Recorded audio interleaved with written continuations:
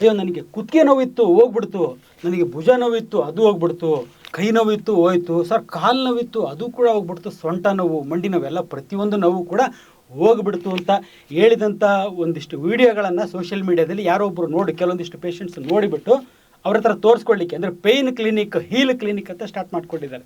ಪೇಯ್ನನ್ನು cure ಮಾಡ್ತೀವಿ ಅಂತ ಅಲ್ಲಿ ತೋರಿಸ್ಕೊಂಬಂದ್ವಿ ಅಂತೇಳಿ ರಿಪೋರ್ಟ್ಸ್ ಒಂದಲ್ಲ ಸುಮಾರು ಇದ್ದಾವೆ ನನ್ನ ಹತ್ರ. ಕೆಲವರು ತೊಗೊಂಬಂದಿದ್ದಂಥದ್ದು ರಿಪೋರ್ಟ್ಸ್ ನನ್ನ ಹತ್ರ ಇದೆ. ಈಗೀಗ ಇಂಥ ಒಂದು ಕ್ಲಿನಿಕ್ಗಳು, ಮೋಸ ಮಾಡ್ತಕ್ಕಂಥ ಕ್ಲಿನಿಕ್ಗಳ ಸಂಖ್ಯೆ ಹೆಚ್ಚಾಗ್ತಾ ಇದೆ. ಏನಂತಂದರೆ ಇವರು ದುಡ್ಡು ಕೊಟ್ಬಿಟ್ಟು ಒಂದು ಸೋಷಿಯಲ್ ಮೀಡಿಯಾದಲ್ಲಿ ಈ ಒಂದಿಷ್ಟು ಆ್ಯಡ್ಗಳನ್ನು ರನ್ ಮಾಡ್ತಾರೆ. ಈ ರೀತಿ ಹೇಳ್ತಕ್ಕಂಥ ಆರಾಮಾಯಿತು ನನಗೆ ಆರಾಮಾಯಿತು ಅಂತ ದುಡ್ಡು ಖರ್ಚು ಮಾಡ್ತಾರೆ. ಒಂದು ಎರಡನೇದಾಗಿ ಇನ್ನೊಂದೇನೆಂದರೆ ಈ ರೀಲ್ಸ್ ಮಾಡ್ತಕ್ಕಂಥ ಇರೋರಲ್ಲ, ಇವರು ದುಡ್ಡು ಕೊಟ್ಟರೆ ಏನಾದರೂ ಹೇಳ್ತಾರೆ. ಹಾಗಾಗಿ ರೀಲ್ಸ್ ಮಾಡೋರನ್ನ ಕರ್ಸ್ಬಿಟ್ಟು ಅವರಿಗೆ ದುಡ್ಡು ಕೊಟ್ಟುಬಿಟ್ಟು ಅವ್ರ ಕೈಲೆಲ್ಲ ಹೇಳ್ಸಿ ಎಲ್ಲ ಆರಾಮಾಯಿತು ಎಲ್ಲ ಚೆನ್ನಾಗಿ ನೋಡಿ, ಜಾತ್ರೆ ಇದೆ, ಜಾತ್ರೆ ಥರ ಜನ ಇದ್ದಾರೆ ಅಂತೆಲ್ಲ ತೋರಿಸ್ತಾರೆ. ಅಂದರೆ ಈ ರೀತಿ ತೋರಿಸಿ ಜನ ಅಲ್ಲಿಗೆ ಹೋಗೋದನ್ನು ಅತಿ ಹೆಚ್ಚು ಮಾಡ್ತಾರೆ. ಲಿಟ್ರಲ್ಲಿ ಇವ್ರು ಹೇಳಿದ್ರು, ಪೇಷಂಟ್ ಹೇಳಿದರು, ಸರ್ ಹೋಗಿದ್ದೆ ಜಾತ್ರೆ ಇದ್ದಂಗಿತ್ತು ಸರ್, ಜನ 100, 200, 300 ಜನ ಗಂಟಲೆ ಇದ್ದರು ಅಲ್ಲಿ ಅಂತ ಅಂದರು. ಸರಿ, ಇಂಥ ಅನೇಕ ರಿಪೋರ್ಟ್ಸ್ ಇದೆ ಅವನಿಗೆ. ಅವ್ರು ರಿಪೋರ್ಟ್ ತಂದು ಕೊಟ್ಟರು, ಸರ್ ನೋಡಿ ಏನಿದೆ ಏನು ಕೊಟ್ಟಿದ್ದಾರೆ ಅಂತೇಳಿ.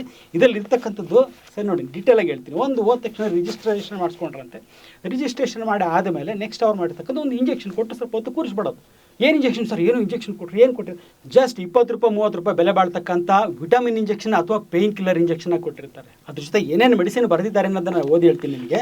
ಸೊ ವಿಟಮಿನ್ B12 ಕ್ಯಾಪ್ಸೂಲ್ಸನ್ನು ಬರ್ತಿದ್ದಾರೆ, ಕ್ಯಾಲ್ಶಿಯಂ ಟ್ಯಾಬ್ಲೆಟನ್ನು ಬರ್ತಿದ್ದಾರೆ, ವಿಟಮಿನ್ K27 ಅದನ್ನು ಬರ್ತಿದ್ದಾರೆ, ಜೊತೆಗೆ ವಿಟಮಿನ್ D ಮಾತ್ರೆಯನ್ನು ಬರ್ತಿದ್ದಾರೆ.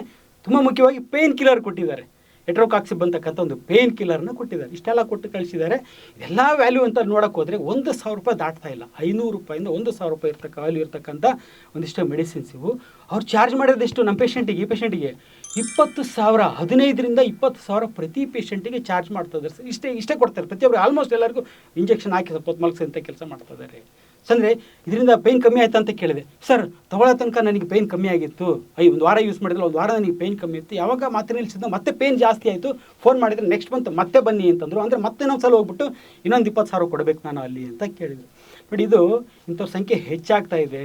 ಈ ಕ್ಯೂರ್ ಮಾಡಿಬಿಡ್ತೀವಿ ನಾವು, ಹೀಲ್ ಮಾಡಿಬಿಡ್ತೀವಿ, ಪೇಯ್ನ್ ಹೋಗಿಸ್ಬಿಡ್ತೀವಿ. ಪೇಯ್ನ್ ಹೋಗಲ್ಲ ಅಂತಲ್ಲ, ನ್ಯಾಚುರಲ್ ಆಗಿ ಲೈಫ್ ಸ್ಟೈಲ್ ಮಾಡಿಫಿಕೇಷನ್ ಮಾಡ್ಕೊಂಡು ಮಾಡಬೇಕಾಗಿರ್ತಕ್ಕಂಥದ್ದು.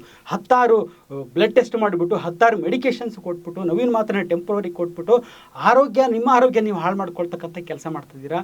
ಹಾಗಾಗಿ ಸೋಷಿಯಲ್ ಮೀಡಿಯಾದಲ್ಲಿ ನೋಡಿಬಿಟ್ಟು ಅವ್ರು ಕ್ಯೂರ್ ಮಾಡ್ತಾರಂತೆ, ಅವ್ರು ಸರಿ ಮಾಡ್ತಾರಂತೆ. ಯಾಕಂದರೆ ಅವರೆಲ್ಲ ಮಾಡ್ತಿರ್ತಕ್ಕಂಥದ್ದು ಬಿಸ್ನೆಸ್ಸು, ಆ್ಯಡ್ ರನ್ ಮಾಡ್ತಿದ್ದಾರೆ, ದುಡ್ಡು ಕೊಟ್ಟು ಅವರ ಒಂದು ಪಬ್ಲಿಸಿಟಿನ ಜಾಸ್ತಿ ಮಾಡ್ತಿದ್ದಾರೆ. ಹಾಗಾಗಿ ನಮ್ಮ ಕ್ಲಿನಿಕ್ಕಿಗೆ ಬನ್ನಿ, ನಾವು ಕ್ಯೂರ್ ಮಾಡ್ತೀವಿ, ಹಾಗೆ ಮಾಡ್ತೀವಿ ಅನ್ನೋದ್ರಿಂದ ಆದಷ್ಟು ಹುಷಾರಾಗಿರಿ. ಯಾಕಂದರೆ ಇದೆಲ್ಲ ಇದೊಂಥರ ಬಿಸ್ನೆಸ್ಸೇ, ಲೂಟಿ ಮಾಡ್ತಕ್ಕಂಥ ಕೆಲಸ ಇದು. ಒಬ್ಬೊಬ್ಬರಿಂದ 20,000 ಅಂತಂದರೆ 300 ಜನಕ್ಕೆ ನೀವು ಲೆಕ್ಕ ಹಾಕಿ, 300 ಜನ ಇದ್ರು ಅಂತಂದರೆ 300 ಜನಕ್ಕೆ ಇಂಟು 20,000 ಎಷ್ಟಾಯಿತು ಅಂತಕ್ಕಂಥದ್ದನ್ನು ಲೆಕ್ಕ ಹಾಕಿ. ಆರ್ಡಿನರಿ ಡಾಕ್ಟ್ರು ಅವರು ಕೂಡ ಈ ರೀತಿ ದುಡ್ಡು ಮಾಡ್ತಾರೆ, ಮೋಸ ಮಾಡ್ತಿದ್ದಾರೆ ಜನಕ್ಕೆ. ಹಾಗಾಗಿ ನಿಮ್ಮ ಹುಷಾರು ನಿಮ್ಮ ಕೈಲಿ ಇರಬೇಕು.